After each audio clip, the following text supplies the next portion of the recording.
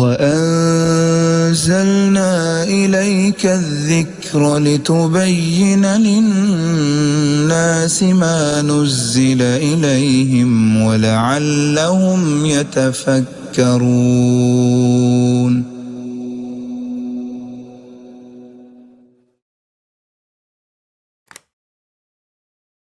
إن الحمد لله نحمده ونستعينه ونستغفره ونعوذ بالله من شرور أنفسنا ومن سيئات أعمالنا من يهده الله فلا مضل له ومن يضلله فلا هادي له وأشهد أن لا إله إلا الله وحده لا شريك له وأشهد أن محمدا عبده ورسوله أما بعد فإن خير الحديث كتاب الله وخير الهدي هدي محمد صلى الله عليه وسلم وشر الأمور محدثاتها وكل محدثة بدعة وكل بدعة ضلالة وكل ضلالة في النار. أعوذ بالله من الشيطان الرجيم. بسم الله الرحمن الرحيم.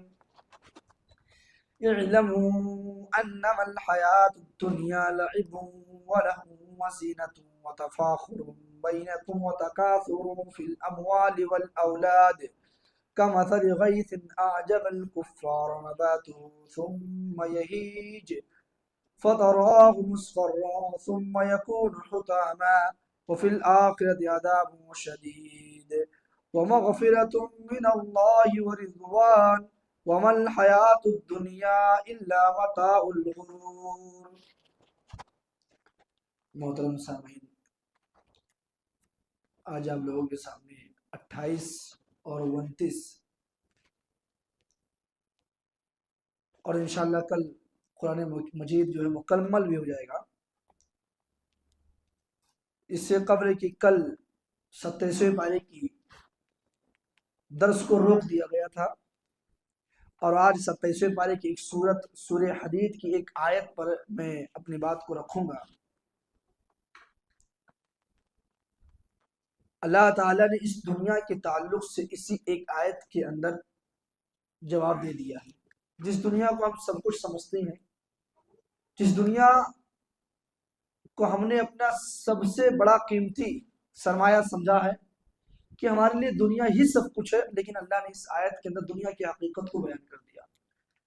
فرمایا اعلموا انما الحیات الدنیا، جان لو، اعلموا سب لوگ جان لو، جمع کا صیغہ. ہر دنیا کے اندر جتنے لوگ ہیں وہ کسی بھی دھرم سے تعلق رکھنے والے ہیں. اعلموا سب لوگ جان لو کہ انما الحیات الدنیا، کہ یقیناً دنیا کی جو زندگی ہے، لعب کیا ہے؟ کھیل ہے. کیا ہے؟ لعب ہے. اور ولہو، اور لہو ہے، تماشا ہے. اور کیا ہے؟ زینت ہے.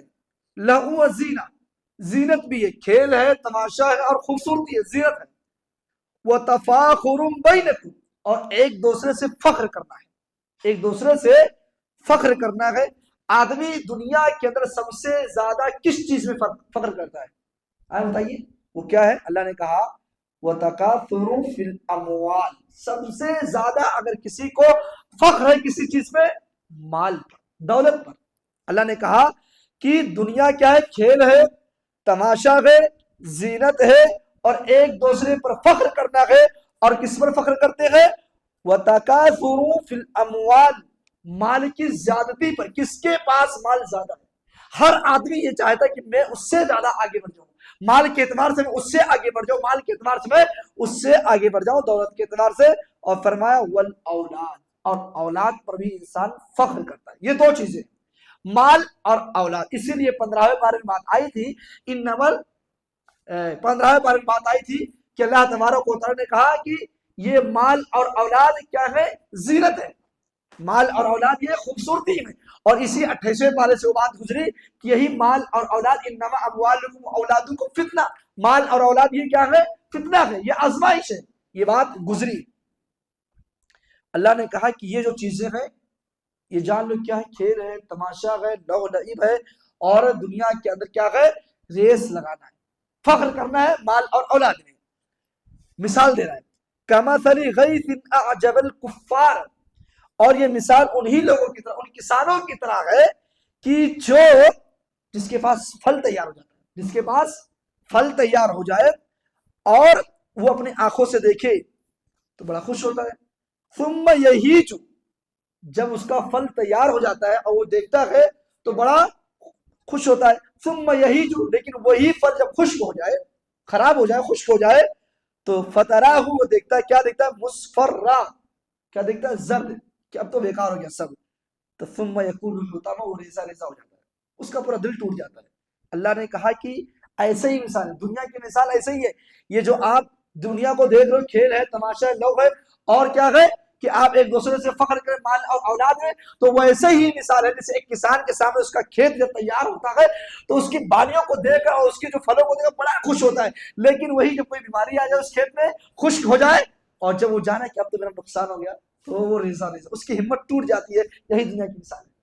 اللہ نے فرمایا وفی الآخرۃ عذاب شدید، آخرت میں سخت عذاب ہے، کیا ہے؟ آخرت کے اندر سخت عذاب ہے، ومغفرۃ من اللہ ورضوان، اور اللہ تبارک و تعالیٰ کی جانب سے ان لوگوں کی مغفرت ہوگی جس سے اللہ خوش ہو جائے، اللہ جس سے راضی ہو اس کی مغفرت ہوگی۔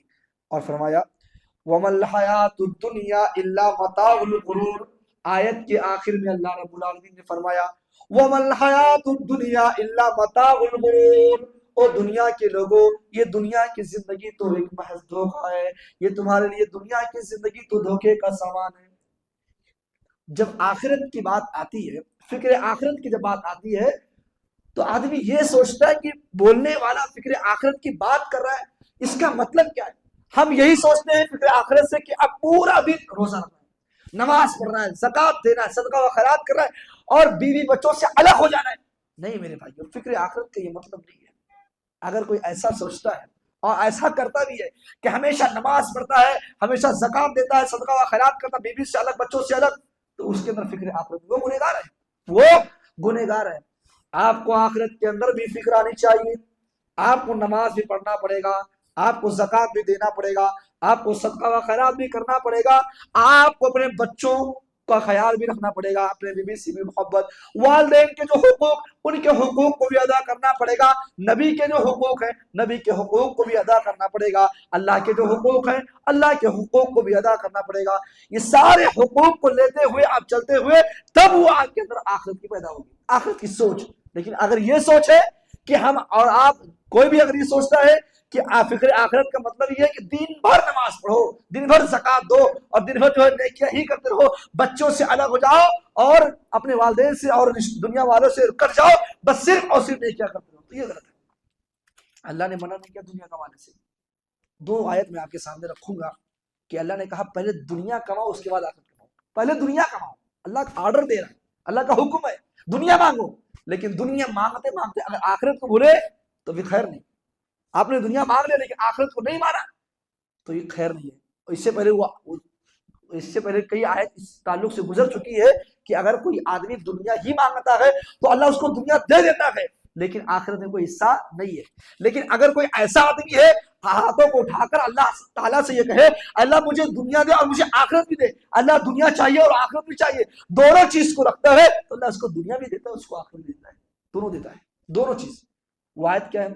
سورہ بقرہ میں آپ چلے دوسرے پارے میں، ربنا آتنا فی الدنیا، ربنا آتنا فی الدنیا، پہلے کس کا ذکر ہے؟ دنیا کا۔ ربنا آتنا فی الدنیا حسنہ وفی الآخرۃ حسنہ وقنا عذاب النار۔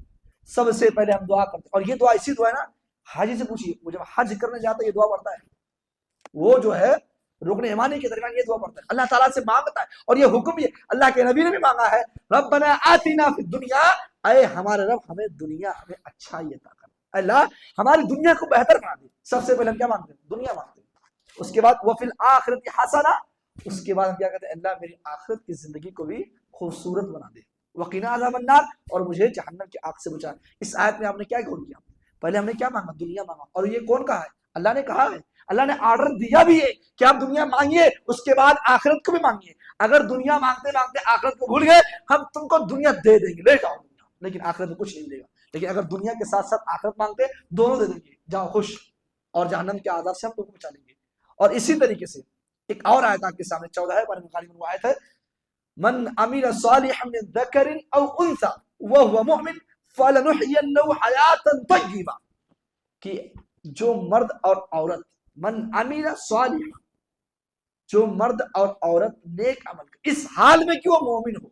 مسلمان کی بات نہیں ہو رہی ہے، مسلمان تو نام رکھنے والے بہت مسلمان ہیں، ایسے مسلمان بھی ملیں گے کبھی وہ زندگی میں مسجد میں نہیں آتے، اور روزہ ہی نہیں معلوم، روزہ ہے کیا چیز، نماز کیا چیز ہے، جمعہ کیا چیز ہے، ایسے بھی مسلمان ملیں گے، ان کی بات نہیں ہو رہی ہے. جو مرد یا عورت نیک عمل کرے وہ ہوا مومن، اس حال میں کہ وہ مومن ہے، مومن والا، مومن مرد اور مومن عورت اگر وہ نیک عمل کرتے ہیں فَلَنُحْيِيَنَّهُ حَيَاةً طَيِّبَةً، ہم اس کے دنیا کی زندگی کو بہتر بنا دیں گے. سب سے پہلے اللہ نے کیا کہا؟ دنیا کی، وَلَنَجْزِئَنَّهُمْ أَجْرَهُمْ بِأَحْسَنِ الَّذِي كَانُوا يَعْمَلُونَ، اور پھر آخرت میں اس کو بہترین بدلہ دیں گے. اللہ نے کہا کہ دنیا مانگو، دنیا بناؤ، اس کے ساتھ ساتھ آخرت کو نہ بھولو، ہم تم کو دونوں دے دیں گے، دونوں دے دے گا اللہ. اس لیے میرے بھائیوں، دنیا کے ساتھ ساتھ آخرت کو نہ بھولا جائے. ایک صحابی کا واقعہ آپ کے سامنے رکھوں. ہم یہی سوچتے ہیں کہ دنیا اگر ہم آخرت کو فالو کریں گے تو ہم دنیا نہیں بنا پائیں گے. نہیں، ایسا نہیں ہے. اور اس کا مطلب یہ نہیں، آخرت کی سوچ اور آخرت کا فکر یہ نہیں ہے کہ اب دنیا ہی بنائیے یا صرف آخرت کیجیے. نہیں. ایک صحابی حضرت عبداللہ بن عمر بن عاص رضی اللہ تعالیٰ شادی کرتے ہیں، شادی ہو گئی نہیں. اب ان کے والد اپنے بہو سے پوچھتے ہیں کچھ دنوں کے بعد کہ میری بہو یہ بتاؤ، سسر سوال کرتا ہے، پوچھتا ہے کہ تمہارے زندگی کا احوال کیا ہے، زندگی کیسے گزر بسر ہو رہے ہیں؟ تو بہو نے جواب دیا، کیا بتائیں، آپ کے شوہر کو نماز سے چھٹی نہیں، رات میں نماز پڑھتے ہیں اور دن میں روزہ رکھتے ہیں. کہ شکایت کا کیا مطلب تو معلوم ہے کہ بیوی کے حقوق کو ادا نہیں کرتے، بیوی کے پاس نہیں آتے، جو جن سے خواہشات اور جو بھی تعلقات ہوتے ہیں وہ ان کے پاس ٹائم ہی نہیں ہے. وہ نماز پڑھتے رات کو اور دن میں کیا کرتے ہیں، روزہ رکھتے ہیں. کہتے ہیں اپنے بیٹے کو بلا کر، کیا یہ معاملہ صحیح ہے؟ ہاں ابو جان یہ صحیح ہے. کہا چلیے اللہ کے نبی کے پاس. اللہ کے نبی کے پاس آتے ہیں، اللہ کے نبی سے کہتے ہیں اے اللہ کے نبی، میرا بیٹا یہ کام کرتا ہے، یہ راتوں کو نماز پڑھتا ہے اور دن میں روزہ رکھتا ہے، میری بہو کی طرف سے شکایت ہے کہ یہ ٹائم نہیں دیتا ہے. اللہ کے نبی نے حضرت عبداللہ بن عمر بن عاص رضی اللہ تعالیٰ عنہ کو بلاتے ہیں، اے عبداللہ کیا یہ معاملہ صحیح ہے؟ ہاں اللہ کے نبی، میں راتوں کو نماز پڑھتا ہوں اور دن کے اندر روزہ رکھتا ہوں، میرے پاس بیوی کے لیے وقت نہیں ہے، بچوں کے لیے وقت نہیں ہے.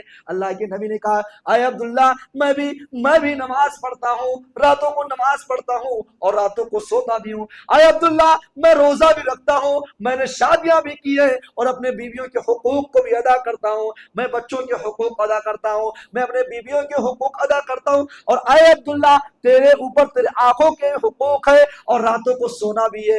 آپ کو تہجد پڑھنا ہے آپ پڑھیے اور راتوں کو سو جائیے، ایسا نہ ہو کہ پوری رات آپ نماز پڑھتے رہے. اے عبداللہ آپ کے آنکھوں کے اوپر آپ کے حقوق ہے، آنکھ کا، اور اس حق کو ادا کیا جائے. اور عبداللہ آپ کی جو بیوی ہے اس کے حقوق ہے، کبھی روزہ رکھ لو کبھی توڑ دو اور اس کے حقوق کو ادا کرو. پتہ یہ چلا کیا صحابہ رسول کا سوچ غلط تھا؟ نہیں، غلط سوچ نہیں تھا، ایک نیکی کا عمل تھا نا بھائی، وہ نیکی کر رہے تھے، لیکن جس کے حقوق دنیا کے اندر ہے ان کے حقوق کو ادا کرنا پڑے. آج کے درس ایک بہت ہی پیاری حدیث ترمذی کی روایت، پورے اس آیت کا خلاصہ وہ حدیث ہے. ان انس بن مالک رضی اللہ تعالی عنہ قال قال رسول اللہ صلی اللہ علیہ وسلم من كانت الآخرة همه جعل الله غناه في قلبه وجمع له شمله وأتته الدنيا وهي راغبة ومن كانت الدنيا همه جعل الله فقره بين عينيه وفرق عليه شمله ولم يأته من الدنيا إلا ما قدر له. رواه الترمذي وصححه الألباني رحمهم الله. اس حدیث کے اندر آپ دیکھیے کہ اللہ کے نبی نے کیا بہترین پیغام دیا ہے. کہا کہ جو آدمی من کانت الآخرۃ ہمہ، جو آدمی دنیا کے اندر رہتے ہوئے، من کانت الآخرۃ ہمہ، جو دنیا میں زندہ ہے، اس کی باڈی، اس کی لاش، سب کچھ، چاہے وہ جسمانی طور سے ہو روحانی طور سے. دنیا کے اندر دو کوالٹی کے لوگ ہیں زندہ، ایک وہ آدمی جو روحانی اعتبار سے زندہ ہے اور ایک آدمی جو جسمانی اعتبار سے زندہ ہے نا، اس کو کوئی مطلب نہیں دنیا آخرت سے، کوئی مطلب نہیں. اور جو روحانی اعتبار سے رہتا ہے وہ رکھتا ہے مطلب، اس کو فکر ہے کیونکہ اس کو معلوم ہے کہ میرے روح کو سزا دیا جائے گا. تو اللہ کے نبی نے کہا کہ من کانت الآخرۃ ہمہ، جو دنیا کے اندر زندہ ہے، جو دنیا کے اندر موجود ہے، اور وہ دنیا میں رہتے ہوئے اس کا ٹارگٹ، اس کا مقصد کیا ہے؟ آخرت کو صحیح کرنا۔ دنیا میں ہم بھی ٹارگٹ بناتے نا، اتنا نہیں اتنا ہو جائے، اتنا نہیں اتنا ہو جائے، ہمارا مقصد کیا ہے؟ یہ حاصل کر لے، وہ حاصل کر لے، وہ حاصل کر لے۔ ہم دنیا کی مقصد کو پورا کرنے کے لیے اس کے پیچھے بھاگتے ہیں۔ اللہ کے نبی نے کہا کہ اگر تم دنیا میں زندہ ہو اور دنیا میں زندہ رہتے ہوئے تمہارا ٹارگٹ، تمہارا مقصد یہ ہے کہ آخرت کو کیسے سنوار لوں، آخرت کو کیسے بنا لوں، تو یاد رکھیے اللہ نے کہا، اللہ کے نبی نے کہا وَجَمَعَ لَهُ شَمْلَهُ، اللہ تبارک و تعالیٰ تمہارے آنے والی تمام پریشانیوں کو دور کر دے گا، تمام پریشانیوں کو۔ ایک فائدہ، اگر آپ دنیا میں ہیں اور آپ کی سوچ، آپ کی فکر کیا ہے؟ میری دنیا بھی بنے اور اس کے ساتھ ساتھ آخرت بنے، تو اللہ آپ کے آنے والی پریشانیوں کو ہٹا دے گا۔ اس کے بعد وَجَمَعَ لَهُ شَمْلَهُ، پریشانی ہٹ گئی، فقیری ہٹ گئی۔ وَأَتَتْهُ الدُّنْيَا وَهِيَ رَاغِبَةٌ، جس دنیا کے پیچھے، جس مال کے پیچھے ہم بھاگتے ہیں، جہاں سے مال نہیں آیا ہے ہم یہاں سے مال لگاتے ہیں، یہاں سے مال مل جائے، وہاں سے مال مل جائے، پریشان رہتے ہیں، آج یہاں سے بزنس ہو جائے۔ اللہ کے نبی کہتے ہیں اگر تم فالو کرو گے دنیا میں رہتے ہوئے، اگر تمہاری سوچ یہ ہوگی کہ میری زندگی کا مقصد کیا ہے؟ آخرت کو سنوارنا ہے، اور اس کو فالو کرتے رہو گے، تو جہاں تم کال کر کے مال منگانے کی کوشش کرتے ہو اور سامنے والا موبائل آف کرتا ہے نا، تو وہ آتاتہ الدنیا وہی راغبہ، وہ خود سے تمہارے پاس کال کرے گا، وہ خود تم کو مال کے لیے بلائے گا، آؤ میرے پاس مال ہے۔ یہ اللہ کے نبی نے کہا دنیا خود تمہارے پاس چل کر آئے گی۔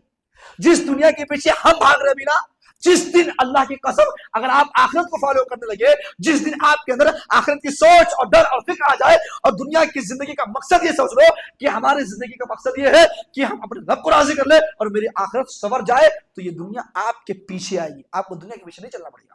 یہ بات ہو گئی کب؟ جب آپ دنیا کے رہتے ہوئے آخرت کو فالو کریں گے۔ اور اسی حدیث کا ٹکڑا ہے وَمَنْ كَانَتِ الدُّنْيَا هَمَّهُ جَعَلَ اللَّهُ فَقْرَهُ بَيْنَ عَيْنَيْهِ وَفَرَّقَ عَلَيْهِ شَمْلَهُ وَلَمْ يَأْتِهِ مِنَ الدُّنْيَا إِلَّا مَا قُدِرَ لَهُ۔ اور اگر کوئی ایسا آدمی ہے، ایسا شخص ہے جو دنیا کے اندر موجود ہے، دنیا کے اندر پیدا ہے اور اپنی زندگی کو گزار رہا ہے، اس کے زندگی کا مقصد یہ ہے کہ دنیا بن جائے، وہ دنیا کی تلاش ہے، دنیا کی تلاش میں، تو اللہ تعالیٰ اس کو فقیر بنا دے گا۔ کیا کرے گا؟ اس کو کلاس بنا دے گا۔ اور وَفَرَّقَ عَلَيْهِ شَمْلَهُ، اس کے پاس لے پریشانی پہ پریشان ہو جائے گا، وہ مصیبتوں سے، پریشانیوں سے۔ اور کیا کرے گا؟ وَلَمْ يَأْتِهِ، اور دنیا بھی اس کو اتنا نہیں ملے گی، جو چاہتا ہے نا نہیں ملے گی، پھر وہی جو قلم سے لکھ دی گئی ہے اس کو وہی مل جائے گا۔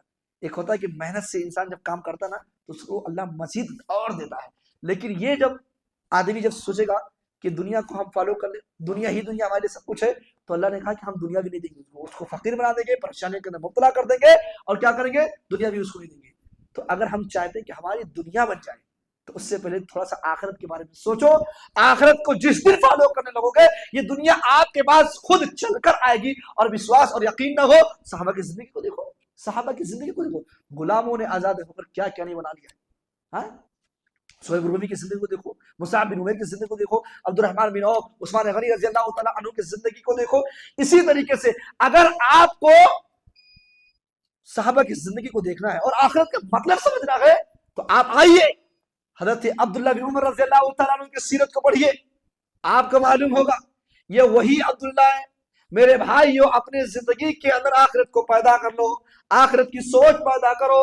یہ وہی عبداللہ جس کے کندھے پر اللہ کے نبی ہاتھ رکھے ہوئے اور اللہ کے نبی کہتے ہیں اے عبداللہ کن فی الدنیا کانک غریب او عابر السبیل، اے عبداللہ دنیا میں ایسے زندگی گزارو جیسے ایک پردیسی زندگی گزارتا ہے، جیسے ایک مسافر زندگی گزارتا ہے۔ اے عبداللہ یہ دنیا کی زندگی ویسے ہی ہے۔ میرے بھائیو، اللہ کے نبی نے پردیسی اور مسافر کی طرح، مثال کے طور پر بتاؤ، مثال دوں، ابھی جو چند دن پہلے چندہ کرنے کے بیچارے آ رہے تھے، کیا ان کا مقصد یہاں پر رہنا ٹھہرنا؟ وہ آتے تھے، مسافر تھے، وہ آتے تھے، لیکن ان کی سوچ کیا تھی؟ ہمیں کسی اور مسجد میں جانا ہے، اور اتنے دن کا ٹارگٹ ہے ہمیں اپنے وطن جانا ہے۔ اس طریقے سے زندگی گزارو۔ ہمارا وطن کہاں کا اصل آخرت ہے۔ ہم آئے پیدا ہوئے ہیں، ایک دن اصل زندگی کی طرف لوٹنا ہے۔ اس کے لیے سوچ اور جو فکر پیدا کرو کہ اصل زندگی ہمیں کب چلے جائے۔ ہماری یہ جو زندگی ہے نا، کوئی پتہ بھی نہیں ہے کہ ہم اس سفر کو کب چلے جائیں۔ لہذا اللہ کے نبی نے کہا کہ یہ جو زندگی ہے، اس زندگی کو کیا کرو؟ ایک مسافر اور پردیسی کی طرح، جو باہر کمانے جاتے نا 2 سال 1 سال 1.5 سال جو بھی ہو، لیکن دل وطن میں لگا رہتا، دل ماں باپ میں لگا رہتا، دل بال بچوں میں لگا رہتا ہے، اور جس دن وہ اپنے وقت متعینہ کو پورا کرتے ہیں چلے جاتے۔ وہ مثال آپ کے سامنے آئی تھی نا، جو ہے 20ویں پارے کے اندر حضرت موسیٰ علیہ السلام کا، کہ ان کی شادی جب ہوئی تو 8 سال کا مہر بنا کہ 8 سال کریں گے، مزید 2 سال اور کریں گے تو ہو جائے گا۔ جس دن انہوں نے اپنے وقت کو پورا کیا، اپنے بچوں کو لے کے کہاں چلے گئے؟ اپنے وطن چلے گئے۔ تو انسان کا دل لگا رہتا ہے، تو یہ جو دل ہمارا دل آخرت میں لگا رہے، یہ اصل کامیابی اور زندگی ہے۔ اور اسی حدیث کے آخر میں حضرت عبداللہ بن عمر کہتے ہیں، جس دن اللہ کے نبی نے یہ بات کہی، سنو، اذا اصبحت فلا تنتظر مساء واذا امسیت فلا تنتظر الصباح، کہ اے لوگوں، جب صبح ہو جائے تو شام کا انتظار نہ کرو، اور جب شام ہو جائے تو صبح کا انتظار نہ کرو۔ یہ ہے آخرت کی سوچ، یہ ہے آخرت کی فکر۔ آج ابھی شام ہوئی ہے، آدمی یہ نہ سوچے میں صبح بھی کر لوں گا، نہیں، تمہاری زندگی کا کوئی گارنٹی نہیں ہے۔ اس لیے ہر دن اپنے اس صبح کو آخری صبح سمجھو، اور اپنے اس صبح کو، اپنے اس شام کو زندگی کا آخری شام سمجھو، اور کوئی ایسا گناہ نہ ہو پائے آپ سے کہ آپ سے ملاقات جب اللہ کرے اور آپ اللہ سے ملاقات کرے تو آپ کے جسم پر وہ دھبا اور وہ داغ اور وہ گناہ لگے رہے، آپ توبہ نہ کر سکو۔ لہٰذا اپنی زندگی کے ہر شام اور ہر صبح کو آخری صبح اور آخری شام سمجھا جائے۔ لہٰذا ایک اور بات، صرف ایک بات بتا کہ آخرت کے تعلق سے، اس آیت کے تعلق سے، کہ انسان کو کہا گیا ہے کہ وَمَا الْحَيَاةُ الدُّنْيَا إِلَّا مَتَاعُ الْغُرُورِ، یہ جو دنیا کی زندگی ہے کیا ہے؟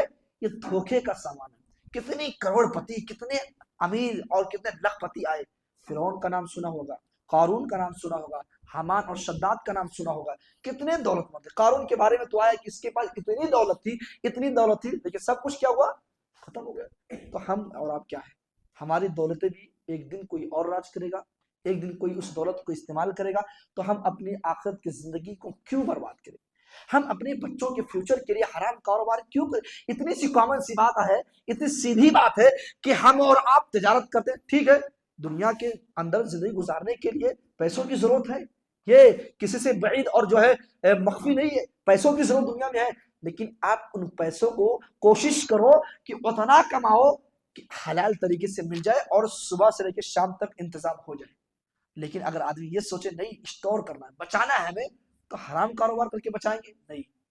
یہ یاد رکھیے، اگر آپ حلال طریقے سے کریں گے انشاءاللہ العظیم اللہ آپ کو پریشانی، جو حرام طریقے سے کاروبار کرتے ہیں ان کو پیسے کی ضرورت رہتی ہے، کیوں؟